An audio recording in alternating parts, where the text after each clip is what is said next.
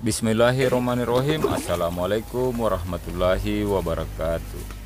Jumpa lagi sahabat konsorsium. Semoga tetap semangat, tetap sehat untuk belajar bersama dan sukses bersama.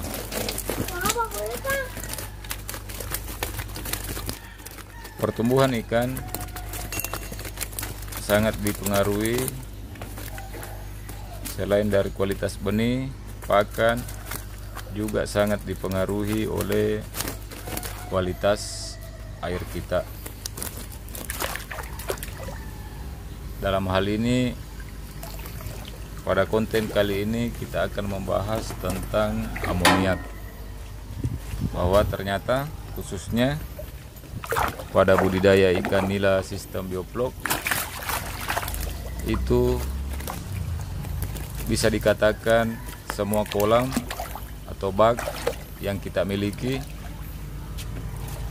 pasti mengandung amoniak. Hanya saja pada amoniak ini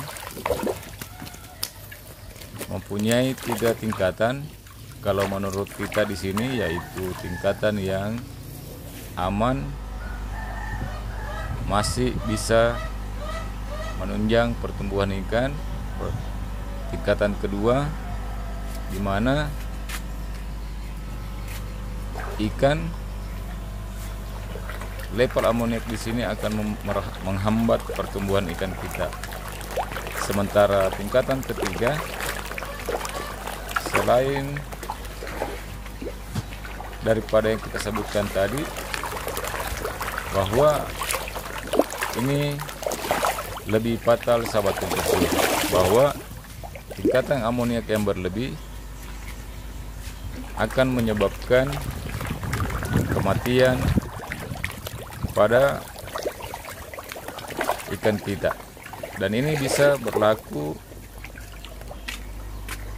tiap hari ataukah selang beberapa hari muncul lagi ada kematian ikan.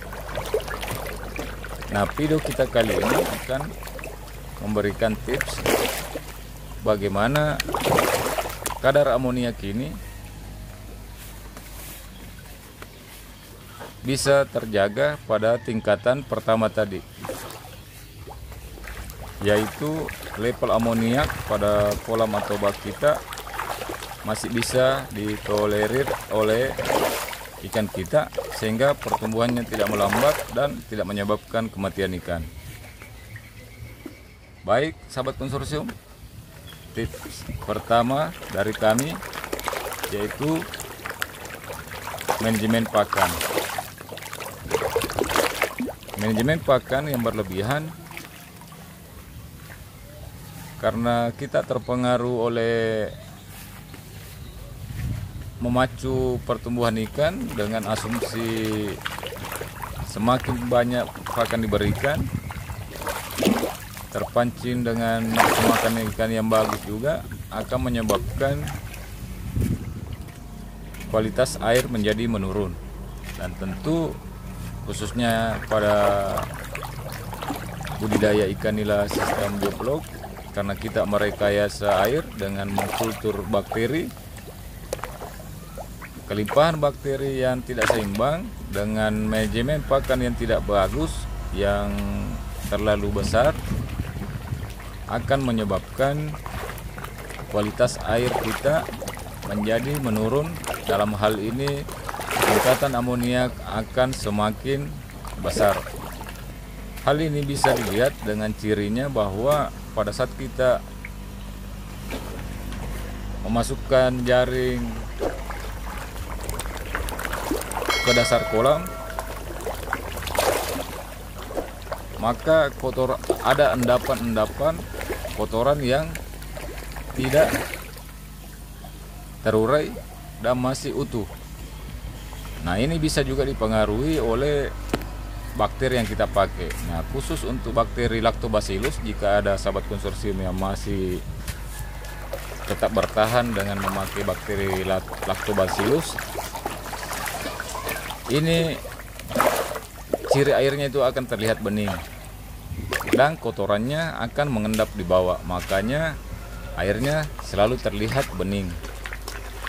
Makanya bagi mereka yang memakai bakteri Lactobacillus ini, mereka akan cenderung sering membuang air dasar karena terjadi endapan yang tidak terurai di dasar kolam. Tips kedua dari kami yaitu menambahkan 4 bahan seperti yang kita pakai pada saat kita melakukan aplikasi pertama pada kolam budidaya ikan nila sistem bioflok, yaitu garam, dolomit, sumber karbon, dan probiotik. Bisa keempatnya, bisa cuma 1, bisa hanya 2 dari bahan yang ada, atau bahkan cuma 3. Ini tergantung pada saat kita mengambil sampel air pada Imahopcon untuk melihat bagaimana terbentuknya proses rangka bioflok atau konsorsium vlog, dan juga saat kita melakukan pengecekan pH air kolam kita atau air bak kolam kita. Nah, ini kesimpulannya bisa kita menambahkan apakah hanya garam saja atau tanpa garam, dolomit, ataukah probiotik, ataukah sekaligus keempatnya dengan sumber karbonnya. Tergantung hasil pengamatan kita dari apa yang kita sebutkan. Dan tips ketiga dari kami yaitu dengan melakukan pembibisan pakan.